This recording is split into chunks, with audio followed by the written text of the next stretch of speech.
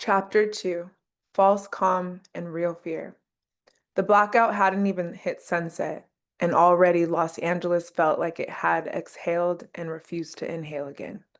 The air was still streets clogged like arteries, sirens howled from every direction, but they were moving slower, patchier, like they didn't even know where to go first.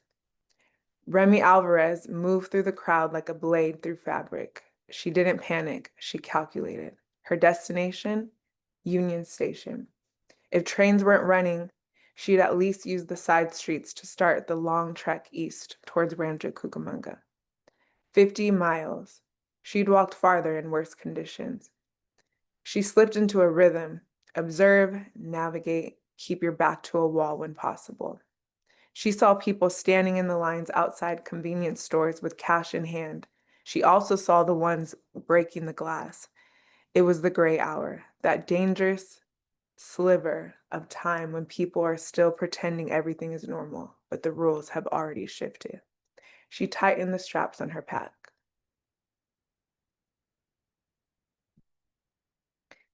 Move early, she murmured to herself. Don't move at all.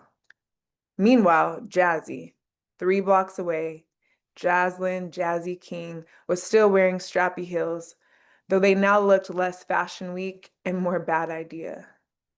Okay, guys, she said out loud to her dead phone, a reflex she hadn't yet broken. Don't freak out. Jazzy always lands on her feet, or close to them. She spotted a small bodega with its doors still open. Inside, people were grabbing bottled water and bags of chips like there was a giveaway. Jazzy pushed through, found the owner yelling in Spanish, and waved a $20 bill like a magic wand. Can I just get like one of those cute little waters and maybe a banana? She asked, with the smile she reserved for hotel upgrades. The man shoved a bottle at her. No change, no thank you, just a silent, tense stare. She walked outside clutching her bottle like it was a Birkin bag. See, she said to no one, crisis management, influencer edition. Then a dark van slowed to a crawl at the curb. 3 young men leaned out the window, faces hooded, voices low. Hey, Mama, one called. Where you headed looking like that? She ignored them, or tried to, but heels and a blackout are a bad mix. She was walking slow, too slow. The van door slid open, a hand shot out. She barely had time to scream before she was yanked inside. Abduction. The van smelled like cheap weed, gasoline, and stale sweat. Jazzy's heart slammed against her chest like a baseline. One guy held her wrist while another laughed. Pretty girls shouldn't be out alone when the lights go off. Her mind blanked. Then the influencer in her did something ridiculous. She spat out her handle. You can't just grab me like that. I'm Jazzy K Glow. People will notice I'm gone. One of them cackled. Oh, yeah? Maybe they'll come get you then.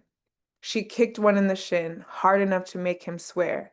The third guy told the driver to turn into an alley off Alameda. Jazzy's stomach sank. This wasn't a prank. This wasn't a scary story. This was real. But sometimes survival doesn't arrive as a soldier. Sometimes it wears a hoodie. The unlikely hero. A motorcycle screeched across the intersection. The rider slammed to a stop, pulled off his helmet, and she recognized him. Marcus, she gasped. It was Marcus, Mark the mechanic, Davis, one of her most loyal Instagram followers. He always commented Queen Energy with the fire emoji on her videos and fixed cars in East LA. Yo, Jazzy, he barked, seeing her through the van's back window. The driver cursed. Marcus revved the engine, angled the bike in front of the van, and threw something metal at the windshield. The glass spider webbed. The men cursed again. Jazzy seized the moment, elbowed the one holding her, slammed the door open with her foot, and tumbled out like a furious deer. Marcus caught her arm. Run, he said simply. She didn't even ask how he found her. They ran through a maze of alleys, hearts jackhammering. Behind them, someone yelled, but no one followed. When they finally stopped under a flickering street lamp, Jazzy bent over, breathless, mascara streaking. Why are you? How did you? She stammered. I live 2 blocks from here, Marcus said. Recognize your voice. Girl, what are you doing out here like a brunch date? She stared down at her ripped romper and snapped her heel. I miscalculated. He handed her his spare hoodie. It hung off her shoulders like armor. If you must move alone, project confidence, not fear, he said. Remy's solo march. By 7 p.m., Remy had crossed Little Tokyo and was cutting toward Boyle Heights. She struck to the side streets, avoiding main arteries clogged with panicked drivers. She caught sight of 2 different worlds. One side, families pulling out camping lanterns, organizing themselves like they'd done this before. The other, people still trying to order food delivery from dark restaurants. Her cop instincts flared like flares in the night.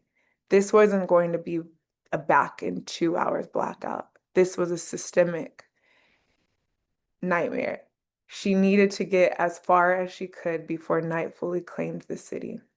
She didn't know about Jazzy's brunch or the danger, not yet. But soon, their paths would collide in ways neither woman expected. And this time, it wouldn't be a rescue. It would be survival by side.